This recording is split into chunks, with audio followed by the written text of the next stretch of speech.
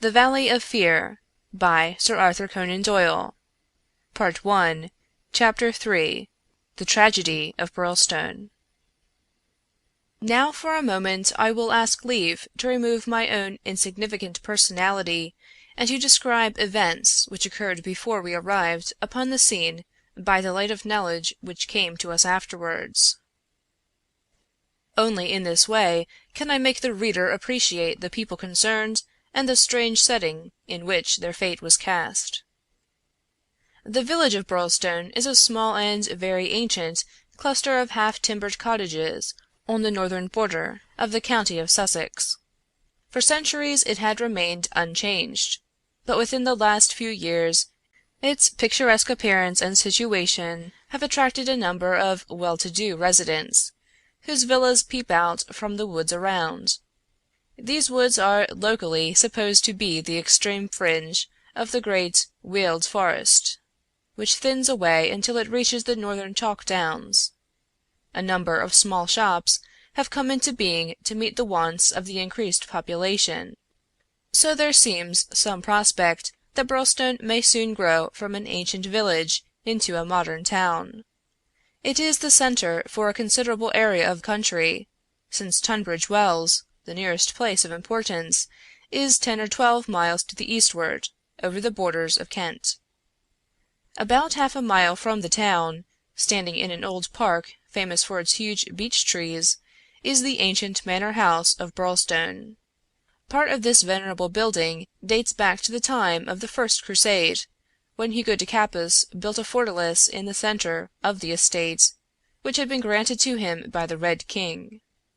This was destroyed by fire in 1543, and some of its smoke-blackened cornerstones were used when, in Jacobean times, a brick country house rose upon the ruins of the feudal castle. The manor house, with its many gables and its small diamond-paned windows, was still much as the builder had left it in the early 17th century. Of the double moats which had guarded its more warlike predecessor, the outer had been allowed to dry up and served the humble function of a kitchen garden. The inner one was still there, and lay 40 feet in breadth, though now only a few feet in depth, round the whole house. A small stream fed it and continued beyond it, so that the sheet of water, though turbid, was never ditch-like or unhealthy. The ground floor windows were within a foot of the surface of the water. The only approach to the house was over a drawbridge, the chains and windlass of which had long been rusted and broken. The latest tenants of the manor house had, however, with characteristic energy, set this right, and the drawbridge was not only capable of being raised, but actually was raised every evening and lowered every morning. By thus renewing the custom of the old feudal days, the manor house was converted into an island during the night, a fact which had a very direct bearing upon the mystery which was soon to engage the attention of all England. The house had been untenanted for some years and was threatening to moulder into a picturesque decay when the Douglases took possession of it. This family consisted of only 2 individuals, John Douglas and his wife. Douglas was a remarkable man, both in character and in person. In age he may have been about 50, with a strong-jawed, rugged face, a grizzling mustache, peculiarly keen gray eyes, and a wiry, vigorous figure, which had lost nothing of the strength and activity of youth. He was cheery and genial to all, but somewhat off-hand in his manners, giving the impression that he had seen life in social strata on some far lower horizon than the country society of Sussex. Yet, though looked at with some curiosity and reserve by his more cultivated neighbours, he soon acquired a great popularity among the villagers, subscribing handsomely to all local objects, and attending their smoking concerts and other functions, where, having a remarkably rich tenor voice, he was always ready to oblige with an excellent song. He appeared to have plenty of money, which was said to have been gained in the California goldfields, and it was clear from his own talk and that of his wife that he had spent a part of his life in America. The good impression which had been produced by his generosity and his democratic manners was increased by a reputation gained for utter indifference to danger. Though a wretched rider, he turned out at every meet, and took the most amazing falls in his determination to hold his own with the best. When the vicarage caught fire, he distinguished himself also by the fearlessness with which he re-entered the building to save property after the local fire brigade had given it up as impossible. Thus it came about that John Douglas of the Manor House had within 5 years won himself quite a reputation in Birlstone. His wife, too, was popular with those who had made her acquaintance, though, after the English fashion, the colours upon a stranger who settled in the country without introductions were few and far between. This mattered the less to her, as she was retiring by disposition, and very much absorbed, to all appearance, in her husband and her domestic duties. It was known that she was an English lady who had met Mr. Douglas in London, he being at that time a widower. She was a beautiful woman, tall, dark, and slender, some 20 years younger than her husband, a disparity which seemed in no wise to mar the contentment of their family life. It was remarked sometimes, however, by those who knew them best, that the confidence between the two did not appear to be complete, since the wife was either very reticent about her husband's past life, or else, as seemed more likely, was imperfectly informed about it. It had also been noted and commented upon by a few observant people that there were signs sometimes of nerve strain upon the part of Mrs. Douglas, and that she would display acute uneasiness if her absent husband should ever be particularly late in his return.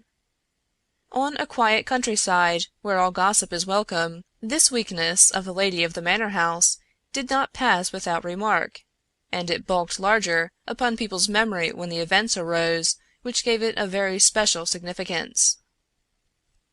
There was yet another individual whose residence under that roof was, it is true, only an intermittent one, but whose presence at the time of the strange happenings which will now be narrated brought his name prominently before the public. This was Cecil James Barker, of Hales Lodge, Hampstead. Cecil Barker's tall, loose-jointed figure was a familiar one in the main street of Birlstone village, for he was a frequent and welcome visitor at the manor house. He was the more noticed as being the only friend of the past unknown life of Mr. Douglas who was ever seen in his new English surroundings.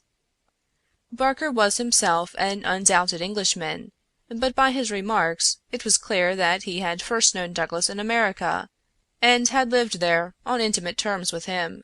He appeared to be a man of considerable wealth, and was reputed to be a bachelor. In age he was rather younger than Douglas, 45 at most, a tall, straight, broad-chested fellow, with a clean-shaved, prize-fighter face, thick, strong, black eyebrows, and a pair of masterful black eyes, which might, even without the aid of his very capable hands, clear a way for him through a hostile crowd. He neither rode nor shot, but spent his days in wandering round the old village with his pipe in his mouth, or in driving with his host, or in his absence with his hostess, over the beautiful countryside. "An easy-going, free-handed gentleman," said Ames the butler, "but, my word! I had rather not be the man that crossed him."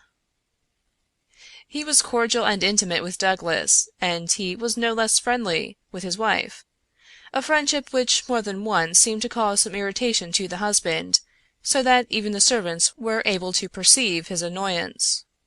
Such was the third person who was one of the family when the catastrophe occurred. As to the other denizens of the old building, it will suffice out of a large household to mention the prim, respectable, and capable Ames, and Mrs. Allen, a buxom and cheerful person, who relieved the lady of some of her household cares. The other 6 servants in the house bear no relation to the events of the night of January 6th. It was at 11:45 that the first alarm reached the small local police station, in charge of Sergeant Wilson, of the Sussex Constabulary. Cecil Barker, much excited, had rushed up to the door and pealed furiously upon the bell. A terrible tragedy had occurred at the Manor House, and John Douglas had been murdered. That was the breathless burden of his message. He had hurried back to the house, followed within a few minutes by the police sergeant, who arrived at the scene of the crime a little after 12 o'clock, after taking prompt steps to warn the country authorities that something serious was afoot. On reaching the Manor House, the sergeant had found the drawbridge down, the windows lighted up, and the whole household in a state of wild confusion and alarm. The white-faced servants were huddling together in the hall, with the frightened butler wringing his hands in the doorway. Only Cecil Barker seemed to be master of himself and his emotions. He had opened the door which was nearest to the entrance, and he had beckoned to the sergeant to follow him. At that moment there arrived Dr. Wood, a brisk and capable general practitioner from the village. The three men entered the fatal room together, while the horror-stricken butler followed at their heels, closing the door behind him to shut out the terrible scene from the maidservants. The dead man lay on his back, sprawling with outstretched limbs in the center of the room. He was clad only in a pink dressing-gown, which covered his night-clothes. There were carpet slippers on his bare feet. The doctor knelt beside him and held down the hand-lamp which had stood on the table. One glance at the victim was enough to show the healer that his presence could be dispensed with. The man had been horribly injured. Lying across his chest was a curious weapon, a shotgun, with the barrel sawed off a foot in front of the triggers. It was clear that this had been fired at close range, and that he had received the whole charge in the face, blowing his head almost to pieces. The triggers had been wired together, so as to make the simultaneous discharge more destructive. The country policeman was unnerved and troubled by the tremendous responsibility which had come so suddenly upon him. "We will touch nothing until my superiors arrive," he said in a hushed voice, staring in horror at the dreadful head. "Nothing has been touched up to now," said Cecil Barker. "I'll answer for that. You see it all exactly as I found it." "When was that?" The sergeant had drawn out his notebook. "It was just 11:30. I had not begun to undress, and I was sitting by the fire in my bedroom when I heard the report. It was not very loud, it seemed to be muffled. I rushed down. I don't suppose it was 30 seconds before I was in the room." "Was the door open?" "Yes, it was open. Poor Douglas was lying as you see him. His bedroom candle was burning on the table. It was I who lit the lamp some minutes afterward." "Did you see no one?" "No. I heard Mrs. Douglas coming down the stair behind me, and I rushed out to prevent her from seeing this dreadful sight. Mrs. Allen, the housekeeper, came and took her away. Ames had arrived, and we ran back into the room once more." "But surely I have heard that the drawbridge is kept up all night." "Yes, it was up until I lowered it." "Then how could any murderer have got away? It is out of the question. Mr. Douglas must have shot himself." "That was our first idea, but see!" Barker drew aside the curtain, and showed that the long diamond-paned window was open to its full extent. "And look at this!" He held the lamp down and illumined a smudge of blood like the mark of a boot sole upon the wooden sill. "Someone has stood there in getting out." "You mean that someone waded across the moat?" "Exactly." "Then if you were in the room within half a minute of the crime, he must have been in the water at that very moment." "I have not a doubt of it. I wish to heaven that I had rushed to the window, but the curtain screened it, as you can see, and so it never occurred to me. Then I heard the steps of Mrs. Douglas, and I could not let her enter the room. It would have been too horrible." "Horrible enough," said the doctor, looking at the shattered head and the terrible marks which surrounded it. I've never seen such injuries since the Birlstone railway smash." "But I say," remarked the police sergeant, whose slow, bucolic common sense was still pondering the open window, "it's all very well your saying that a man escaped by wading this moat, but what I ask you is, how did he ever get into the house at all if the bridge was up?" "Ah, that's the question," said Barker. "At what o'clock was it raised?" "It was nearly 6 o'clock," said Ames the butler. "I've heard," said the sergeant, "that it was usually raised at sunset. That would be nearer half-past 4 than 6 at this time of year." "Mrs. Douglas had visitors to tea," said Ames. "I couldn't raise it until they went, then I wound it up myself." "Then it comes to this," said the sergeant. "If anyone came from outside, if they did, they must have got in across the bridge before 6, and been in hiding ever since, until Mr. Douglas came into the room after 11. "That is so. Mr. Douglas went round the house every night the last thing before he turned in to see that the lights were right. That brought him in here. The man was waiting and shot him. Then he got away through the window and left his gun behind him. That's how I read it, for nothing else will fit the facts." The sergeant picked up a card which lay beside the dead man on the floor. The initials V.V. and under them the number 341 were rudely scrawled in ink upon it. "What's this?" he asked, holding it up. Barker looked at it with curiosity. "I never noticed it before," he said. "The murderer must have left it behind him. V.V. 341. I can make no sense of that." The sergeant kept turning it over in his big fingers. "What's V.V.? Somebody's initials, maybe. What have you got there, Dr. Wood?" It was a good-sized hammer which had been lying on the rug in front of the fireplace, a substantial, workmanlike hammer. Cecil Barker pointed to a box of brass-headed nails upon the mantelpiece. "Mr. Douglas was altering the pictures yesterday," he said. "I saw him myself, standing upon that chair and fixing the big picture above it.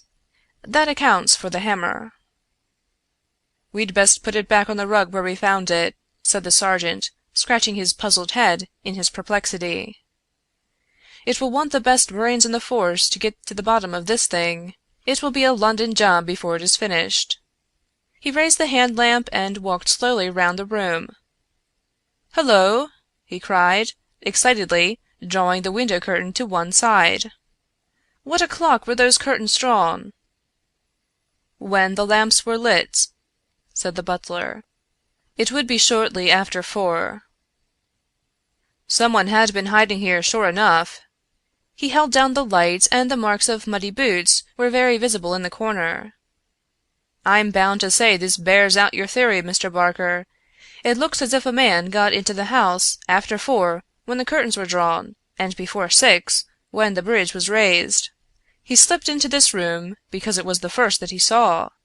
There was no other place where he could hide, so he popped in behind this curtain. That all seems clear enough. It is likely that his main idea was to burgle the house, but Mr. Douglas chanced to come upon him, so he murdered him and escaped." "That's how I read it," said Barker. "But, I say, aren't we wasting precious time? Couldn't we start out and scout the country before the fellow gets away?" The sergeant considered for a moment. "There are no trains before 6 in the morning, so he can't get away by rail. If he goes by road with his legs all dripping, it's odds that someone will notice him. Anyhow, I can't leave here myself until I am relieved. But I think none of you should go until we see more clearly how we all stand." The doctor had taken the lamp and was narrowly scrutinizing the body. "What's this mark?" he asked. "Could this have any connection with the crime?" The dead man's right arm was thrust out from his dressing gown, and exposed as high as the elbow. About halfway up the forearm was a curious brown design, a triangle inside a circle, standing out in vivid relief upon the lard-colored skin. "It's not tattooed," said the doctor, peering through his glasses. "I never saw anything like it. The man has been branded at some time, as they brand cattle. What is the meaning of this?" "I don't profess to know the meaning of it," said Cecil Barker, "but I have seen the mark on Douglas many times this last 10 years." "And so have I," said the butler. "Many a time when the master has rolled up his sleeves I have noticed that very mark. I've often wondered what it could be." "Then it has nothing to do with the crime, anyhow," said the sergeant. "But it's a rum thing all the same. Everything about this case is rum. Well, what is it now?" The butler had given an exclamation of astonishment, and was pointing at the dead man's outstretched hand. "They've taken his wedding ring!" he gasped. "What?" "Yes, indeed! Master always wore his plain gold wedding ring on the little finger of his left hand. That ring with the rough nugget on it was above it, and the twisted snake ring on the third finger. There's the nugget and there's the snake, but the wedding ring is gone." "He's right," said Barker. "Do you tell me," said the sergeant, "that the wedding ring was below the other?" "Always." "Then the murderer, or whoever it was, first took off this ring you call the nugget ring, then the wedding ring, and afterwards put the nugget ring back again?" "That is so." The worthy country policeman shook his head. "Seems to me the sooner we get London on this case the better," said he. "White Mason is a smart man. No local job has ever been too much for White Mason. It won't be long now before he is here to help us. But I expect we'll have to look to London before we are through. Anyhow, I'm not ashamed to say that it is a deal too thick for the likes of me." Chapter 4